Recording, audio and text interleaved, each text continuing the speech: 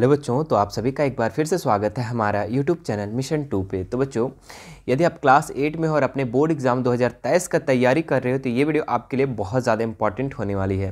क्योंकि इस वीडियो में बच्चों हम लोग विज्ञान पेपर का 20 से ऐसा वेरी इंपॉर्टेंट क्वेश्चन को करेंगे जो कि आपके एग्जाम की दृष्टि से काफ़ी महत्वपूर्ण है। मेरे प्यारे बच्चों, आज विज्ञान पेपर का 5वां क्लास है, ठीक है। इससे पहले और आप लोग का 4 और क्लासेस हो चुकी है, ठीक है। आप लोग का board exam class 8 2023 board exam के लिए मिशन 2 8 मॉडल सेट कंप्लीट करवा रहा है, ठीक है। जिसमें से प्रत्येक मॉडल सेट में बच्चों, प्रत्येक सेट में, प्रत्येक पार्ट में आप लोग को 20 क्वेश्चन करवा रहे हैं, ठीक है। ये 20 क्वेश्चन बच्चों आप लोग का प्रीवियस क्वेश्चन, बार बार एग्जाम में रिपीट किया हुआ क्वेश्चन का सीरीज है बच्चों। आप पूरे इस 8 मॉडल सेट को ज़रूर देखें, यहाँ से बहुत ज़्यादा क्वेश्चन आप लोग को देखने को एग्जाम में मिलेगा, ठीक है। तो आज हम लोग 5वां सेट कर रहे हैं बच्चों, ठीक है। थोड़ा वीडियो आने में लेट हो गई, ठीक है, क्योंकि हमारा तबीयत ठीक नहीं था जिसके कारण थोड़ा वीडियो लेट हो गई है। कोई बात नहीं, आज हम लोग इसका 5वां क्लास लेकर आ गए हैं, ठीक है। बहुत सारे बच्चे कमेंट कर रहे थे, ठीक है।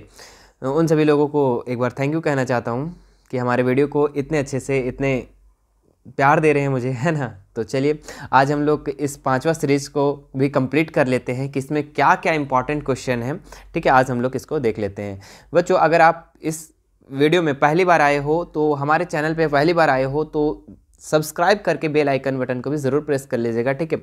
और वीडियो अच्छा लगा हो तो लास्ट में लाइक ज़रूर कीजिएगा और एक प्यारा सा कमेंट ज़रूर कीजिएगा। तो चलिए सबसे पहले इसका क्वेश्चन देखते हैं। सबसे पहला क्वेश्चन क्या है मेरे बच्चों, देखिए।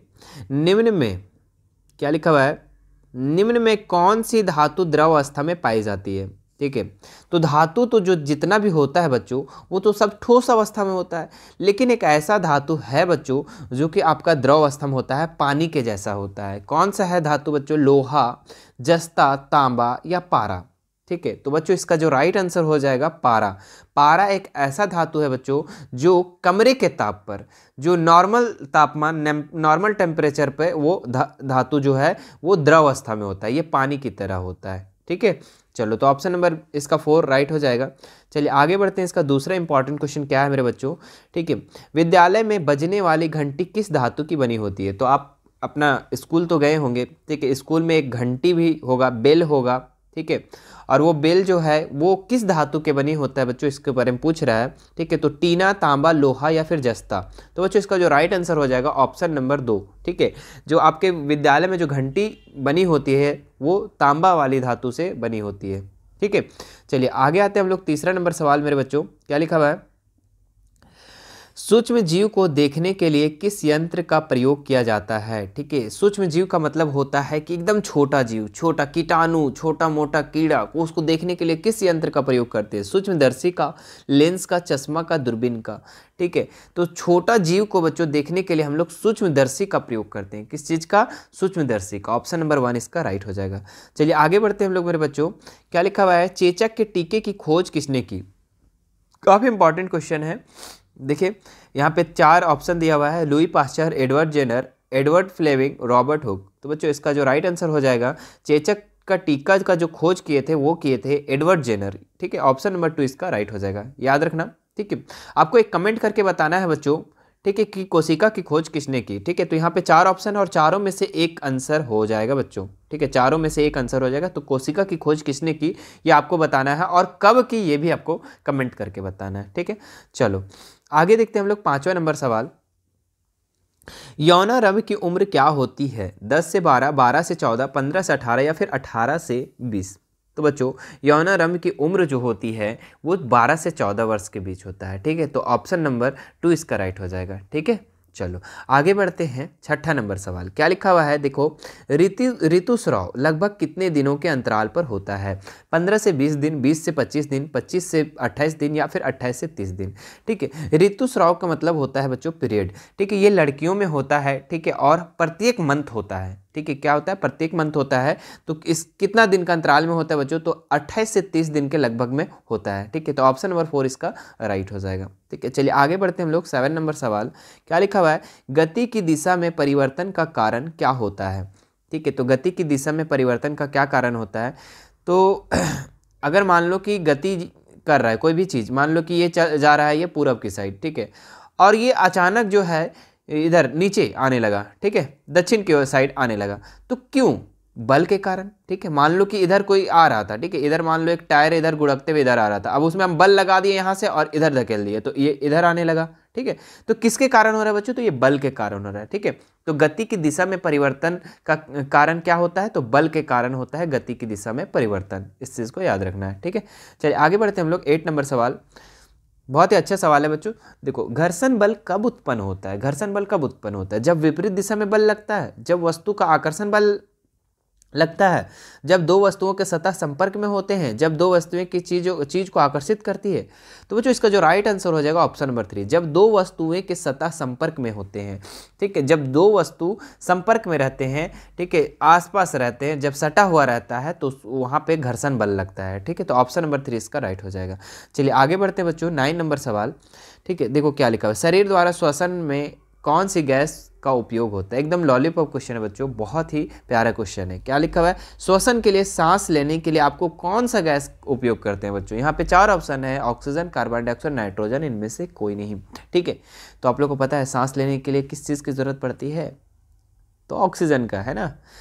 सांस लेने के लिए हम लोग को ऑक्सीजन की ज़रूरत पड़ती है बच्चों, याद रखना। ठीक है, याद क्या रखना, आपको पता भी होगा, है ना, कि सांस लेने के लिए कौन सा गैस हम लोग उपयोग करते हैं? ऑक्सीजन का। ठीक है, तो याद रहेगा, ये सिंपल सी बात है। ठीक है, चलिए आगे बढ़ते हैं बच्चों। आगे क्या लिखा हुआ है? 10 नंबर सवाल, आग बुझाने के लिए सबसे अच्छा सर्वत्र उपलब्ध पदार्थ कौन सा है? जल, हवा, बालू, मिट्टी। तो आग बुझाने के लिए सबसे पहले आप क्या प्रयोग करते हैं बच्चों? जल का, हवा का, बालू का, मिट्टी का। ठीक है, तो सबसे अच्छा चालक जो है बच्चों, सबसे अच्छा पदार्थ है वो जल है। ठीक है, जल से ही हम लोग आग को बुझाते हैं। ठीक है, बहुत सारे बच्चे कंफ्यूज कर जाते हैं, कुछ क्वेश्चन थोड़ा सा दूसरा टाइप से रहता है। देखिए क्वेश्चन एक और क्या रहता है कि बिजली से लगी आग को किस चीज़ से बुझाना चाहिए? ठीक है, तो वहाँ पर जल मत करना बच्चों। ठीक है, वहाँ जल आपका गलत हो जाएगा। ठीक है, जल क्या हो जाएगा? वहाँ पे गलत हो जाएगा। तो यहाँ पे इसका जो राइट आंसर हो जाएगा जल हो जाएगा। और जब बिजली का जब झटका लगता है और वहाँ आग लगता है तो वहाँ जल उसका सही आंसर नहीं होगा। ठीक है, तो आग बुझाने के लिए नॉर्मल पूछा, नॉर्मल क्वेश्चन कि आग बुझाने के लिए सबसे अच्छा पदार्थ कौन सा है? तो जल है। ठीक है, तो ऑप्शन नंबर 1 इसका राइट हो जाएगा। ठीक है, बिजली रहा तो वहाँ पर जल को मत करना। ठीक है, याद रखना। चलो आगे बढ़ते हैं हम लोग। एक गीले ब्रेड को 1-2 दिन तक ऐसे ही छोड़ देने पर उसके ऊपर रुई की तरह रोएदार रचनाएं उग जाती हैं, उसे क्या कहते हैं? ठीक है, तो गीले ब्रेड, जैसे कि आप देखे होंगे ब्रेड में कुछ संरचना जैसा छोटा छोटा रोएदार जैसा उग जाता है, तो उसको हम लोग क्या कहते हैं? जीवाणु, कवक, प्रोटोजोआ या शैवाल। तो ब्रेड जो होता है बच्चों, ब्रेड को अगर हम खुला छोड़ देते 2-3 दिन के लिए, ठीक है, या फिर उसमें पानी लग गया और उस तरीके से हम छोड़ दिए उसमें, तो उसमें कवक आ जाता है बच्चों। क्या आ जाता है? कवक। यानी ऑप्शन नंबर 2 इसका राइट हो जाएगा। चलिए आगे बढ़ते हैं हम लोग। 12 नंबर सवाल, क्या लिखा हुआ है? निम्न में कौन सी स्थिति एक भ्रांति है? भ्रांति का मतलब होता है गलतफहमी बच्चों। ठीक है, तो ऋतुस्राव की अवस्था में लड़कियों को आम दिनों की तरह ही काम करना चाहिए। ठीक है, दूसरा दिया हुआ है ऋतुस्राव की अवस्था में लड़कियों को घर के अन्य सदस्यों से अलग रहना चाहिए। ठीक है, ऋतुस्राव की अवस्था में लड़कियों को रसोई नहीं पकाना चाहिए। तो देखिए इसमें से आपको, देखिए इसका जो राइट आंसर हो जाएगा कि दूसरा और तीसरा दोनों हो जाएगा। ये गलतफहमी है बच्चों। ठीक है, ऋतुस्राव की अवस्था में लड़कियों को घर के अन्य सदस्यों से अलग रहना चाहिए। ठीक है, और ऋतुस्राव की अवस्था में लड़कियों को रसोई नहीं पकाना चाहिए। तो इसका दूसरा और तीसरा दोनों सही हो जाएगा। ऑप्शन नंबर 4 इसका राइट हो जाएगा। ठीक है, चलिए आगे बढ़ते हैं मेरे बच्चों। क्या लिखा हुआ है?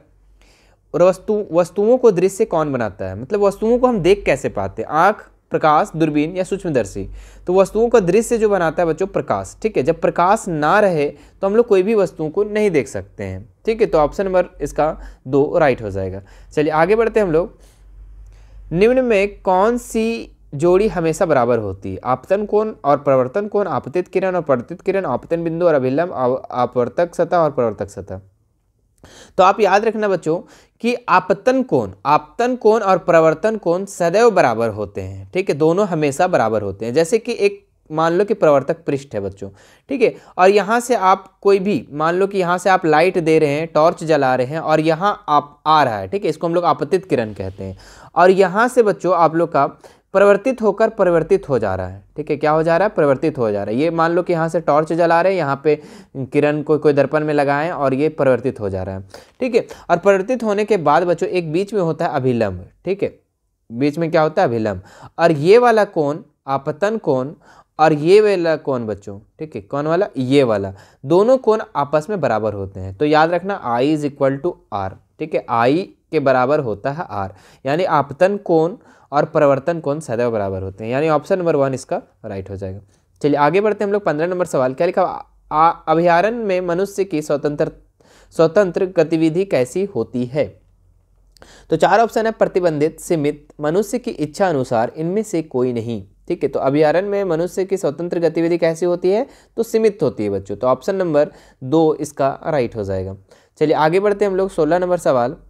क्या लिखा हुआ है, कौन सी गैस हरित गृह प्रभाव, ठीक है, जो ग्रीन हाउस है ना, वैश्विक तापमान के लिए मुख्य रूप से उत्तरदायी है? ठीक, तो ग्रीन हाउस में बच्चों, ठीक है, जहाँ पे आप लोग का पेड़ पौधे को लगाए जाते हैं, ठीक है, वहाँ पे कौन से गैस जो है उत्तरदायी है? कार्बन डाइऑक्साइड और मीथेन, नाइट्रोजन, ऑक्सीजन, ऑक्सीजन और इथेन, और कार्बन डाइऑक्साइड और ऑक्सीजन। तो बच्चों इसका जो राइट आंसर हो जाएगा ऑप्शन नंबर 1, कार्बन डाइऑक्साइड और मीथेन इसका राइट आंसर हो जाएगा। ठीक है, चलो आगे बढ़ते हम लोग 17 नंबर सवाल में। क्या लिखा हुआ है, भारत की सबसे प्रसिद्ध नदी कौन सी है? कोसी, यमुना, कावेरी, गंगा। तो भारत में सबसे प्रसिद्ध बच्चों, ठीक है, वायरल नदी कौन सा है? तो ऑप्शन नंबर 4 इसका राइट हो जाएगा, गंगा नदी है ना, तो ऑप्शन नंबर 4 इसका राइट हो जाएगा। चलिए आगे बढ़ते हैं हम लोग 18 नंबर सवाल। झारखंड के किस शहर में लोहा इस्पात की फैक्ट्री है? ठीक है, लोहा इस्पात, लोहा की फैक्ट्री कहाँ है बच्चों? झारखंड में, जमशेदपुर, रांची, धनबाद, हजारीबाग।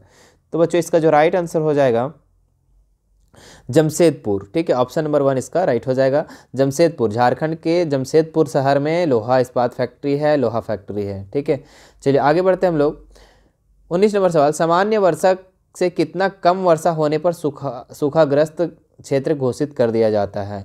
तो 50% बच्चों, ठीक है, 50% इसका राइट आंसर हो जाएगा। ठीक है, 50% से कम वर्षा होगा तो इसको हम लोग सूखाग्रस्त घोषित कर देंगे। चलिए आगे बढ़ते हैं हम लोग 20 नंबर सवाल। भारत में कुल बाघ संरक्षित क्षेत्रों की संख्या क्या है? देखिए बच्चों, अभी जो बाघ संरक्षित का है लगभग 50-52 इस तरीके से है। ठीक है, लेकिन ये पहले का क्वेश्चन है बच्चों। ठीक है, तो इसमें से जो सबसे ज़्यादा आपको लग रहा है उसी को आप कर लो। तो सबसे ज़्यादा कौन है? 29। तो इसका राइट आंसर आप लोग का 29 हो जाएगा। ठीक है, तो ये था बच्चों आप लोग का 20 वेरी वेरी इंपॉर्टेंट क्वेश्चन। ठीक है, उम्मीद है कि आप सारे क्वेश्चन को बहुत ही अच्छे तरीके से समझ में आया होगा और सब याद भी हो गया होगा। ठीक है, उम्मीद है। तो बच्चों अब जो वीडियो आपका आने वाली है, ठीक है, आज हम लोग 5वां सेट को पूरा कंप्लीट कर लिए। अब इसके बाद जो वीडियो आएगी आप लोग का सेट 6 को भी अपलोड कर दिया जाएगा बहुत जल्द। तो चैनल पे ज़रूर बने रहे बच्चों। ठीक है, और वीडियो अगर अच्छा लगा होगा तो लाइक ज़रूर कीजिएगा।